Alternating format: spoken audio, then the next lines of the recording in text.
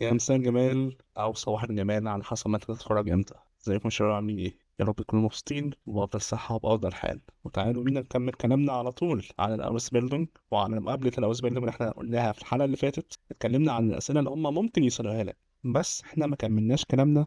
إيه الأسئلة اللي أنت بقى ممكن تسألها جوه الانترفيو بتاع الأوس بيلدونج عشان تثبت لهم إن أنت فعلا فاهم الموضوع صح؟ هجيب لكم النهارده في حدود 10 11 12 سؤال مهمين جدا انك تعرف ايه الاجابه بتاعتهم عشان انت نفسك تستفيد وتعرف معلومات حلوه عن الاوس بيلدونج، وفي نفس الوقت تثبت لهم انت شخص فاهم الدنيا صح. فتعالوا ما نطولش في المقدمه ونخش على طول على فيديو النهارده.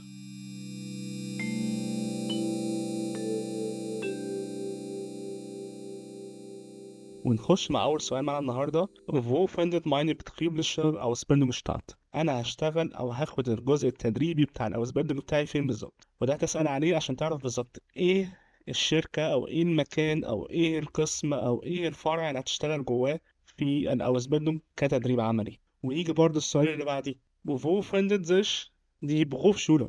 طبعا انت عارفين الاوسبيلدونج هو جزء عملي وجزء نظري. طب انا هاخد الجزء النظري بتاعي فين؟ فلازم تسأل على بروف شورى برضو، ايه نظامها، هدرس ايه فيها، وهي مكانها فين، تفاصيل اكتر عنها وتفاصيل اكتر عن المكان اللي انت هتاخد فيه الجزء النظري بتاع الاوسبل. لسه صوتي مش بتظبط. معرفش ايه البرد اللي بيقعد شهر مع الواحد ده ولا شهر ونص. تالت سؤال برضو لذيذ تسأله، في لانجا دوت دي اوسبيلدونج؟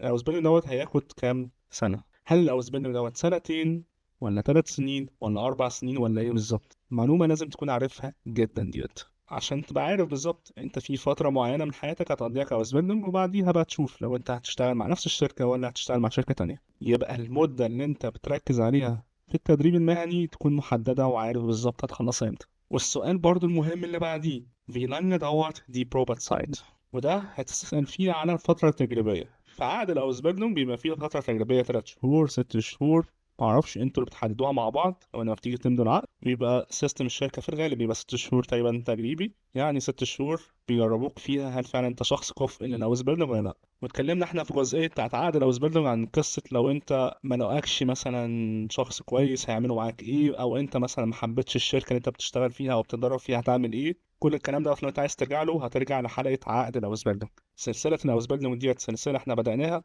بقالنا تقريبا داخلين في 3 4 شهور، فيها معلومات حلوه جدا اتقالت. ممكن لو انت ما خدتش فكره عنها قوي تاخد السلسله دي من اولها لاخرها تخلصها عشان تبقى فاهم الموضوع صح. واحنا مكملين فيها ومش هنبطل كلام فيها ان شاء الله باذن الله. الاهم ان انتوا تستفيدوا اكتر حاجه. الفتره التجريبيه دي بتبقى مهمه جدا انت تعرفها هي قد ايه بالظبط، بس فلازم تسال عليها. السؤال الخامس ده في حالات خاصه شويه بتسالهم، جبتس unterricht im Unternehmen؟ هل في برضه فتره دراسيه او محاضرات بتاخدها جوه الانترنيم جوه الشركه؟ فده سؤال لازم تسأل عليه عشان تعرف بالظبط هل هو شغل بس في الشركة، ولا في برضه بتاخد انت محاضرات دراسية جوه الشركة نفسها. وبتسأل كمان Wer ist mein Ansprechpartner im Unternehmen؟ مين الشخص المسؤول عني او الشيف او المدير بتاعي اللي هشتغل معاه في الانترنيم؟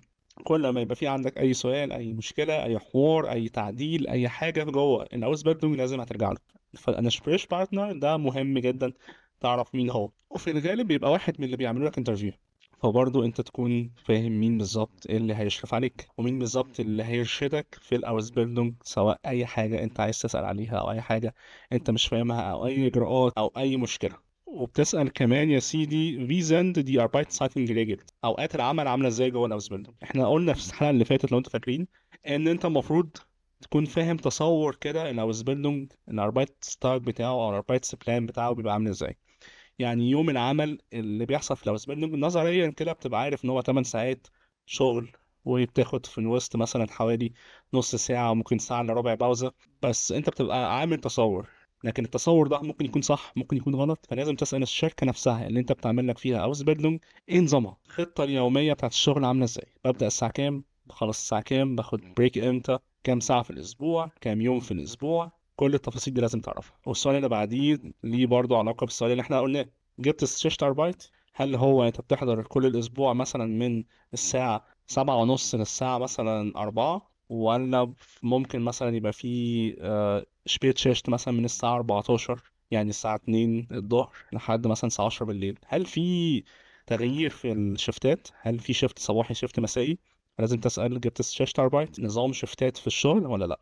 السؤال بقى اللي جاي ده مهم قوي، السؤال ده مهم جدا، ركزوا معايا. Welche Möglichkeiten gibt es nach dem Ende der Ausbildung für eine Festanstellung؟ يعني انت بتسألهم ايه بالظبط الاحتماليات او الاوبشنز اللي قدامي او الاختيارات اللي قدامي لما اخلص الاوزبيلدونج ان انا اخد فرصة عمل معاكم.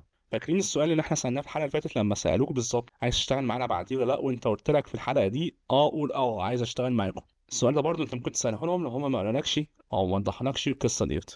تسألهم بالظبط انا واحد عايز بعد ما اخلص اوزبيلدونج اشتغل معاكم، هل في امكانية لكده ولا لا؟ تفهم بالظبط انت ايه الفيوتشر وايز بتاع الشغلانة او الاوزبيلدونج. انا بعد 3 سنين ما اخلص هعمل ايه؟ هشتغل معاهم ولا هدور على شغل في شركات تانية؟ معلومة لازم تعرفها. السؤال اللي بعديه برضو مهم اجابته تعرفها قوي لو انت حابب كمان بجانب الاوزبيلدونج تعمل حاجة اسمها فايتر بيلدونج، يعني تتدرب كمان او تتأسس او تظبط في حاجة تانية. فالسؤال بيقول bekomme ich Unterstützung wenn ich mich weiterbilden möchte؟ يعني انا حابب ان انا اطور نفسي في حاجة معينة تانية، هل انا في سبورت ليا او في دعم ليا لو انا حبيت اعمل حاجة زي كده؟ السؤال اللي قبل الأخير معانا هو welche Chancen habe ich den Ausbildungsplatz zu bekommen؟ يعني إيه فرصتي أنا إن أنا أحصل على Ausbildungsplatz أو مكان في الأوزبيلدونج؟ طبعا هم هيقولوا لك ممكن يعني في ناس كتير مقدمة، ممكن مثلا أنت تكون واحد من الناس اللي عاجبانا قوي. حاول تعرف الفيدباك بتاعتهم على الأقل لو كان بوزيتيف ولا نيجاتيف، إيجابي ولا سلبي، عشان تبقى فاهم بالظبط هم ممكن يقبلوك ولا مش هيقبلوك ولا إيه الكلام. تبقى برضه عامل حسابك على النقطة دي كويس. آخر بقى سؤال معانا وهو السؤال اللي المفروض تنهي بيه الانترفيو أصلا. Wann kann ich mit einer Entscheidung rechnen؟ يعني أنت هتاخدوا قرار إمتى بالظبط عشان أقدر أستناكوا أنا ما اقعدش مطول قوي في إن أنا أنتظركم وعامل حسابي إن أنتوا ممكن تقبلوني وفي الآخر إن أنا ما تقبلش. يبقى أنت تعرف بالظبط هيقولك مثلا كمان أسبوع، كمان 2، في خلال شهر هنرد عليك. لازم تعرف بالظبط الميعاد اللي هما ممكن يرد عليك فيه. وبكده لو أنت عملت كل الأسئلة دي، كل الحوارات اللي اتكلمنا عليها النهارده، صدقني انت بتبين لهم ان انت فاهم الموضوع صح، غير ان انت اصلا اجابات الاسئله دي مهمه بالنسبه لك. فاعتقد ان كده احنا كملنا الفيديو اللي فات، اتكلمنا عن الموضوع دلوقتي بشكل لذيذ جدا. بس قبل ما انهي الفيديو انا حابب برضه اقول نقطه مهمه قوي. في بعض الاسئله انت من حقك ما تجاوبش عليها، وبرضه لو عايز تجاوب جاوب. الاسئله دي بتبقى حاجه مش من حقهم هم يسالوك عليها، بس لو سالوك انت ليك حريه الاختيار تجاوب او لا. في حاجات انا شايفها بصراحه ما تجاوبهاش، وفي حاجات انت ليك حريه راي. يعني بيسالك يقول لك ايه مثلا، اديكم مثال. يعني سؤال بيقول لك welchen Beruf übt ihr Partner aus؟ يعني ايه الوظيفه بتاعت زوجتك او زوجك او حاجه. يعني انت مثلا تقول مال زوجي بالموضوع، او انت مثلا تقول مال مراتي بالموضوع. هما بيسالوك عن البارتنر بتاعك، الشريك الحياه بتاعك، هو بيشتغل ايه. من حقك تجاوب، من حقك ما تجاوبش. واحده مثلا بتعمل انترفيو او سبيلدنج بيسالوها sind Sie schwanger؟ يعني انت حامل؟ وما لهمش علاقه، بس هما برضو دي حاجه تهمهم. لو هي حامل هيبقى عندهم مشكلة في الأوزبيلدونج إن هم ازاي هياخدوا فترة كده هي مش هتعرف إن هي تحضر. بس انت لو مش عايزة تجاوبي ما تجاوبيش. بيسألوك عن حالتك برضو الاجتماعية، هل انت عازب، هل انت متزوج.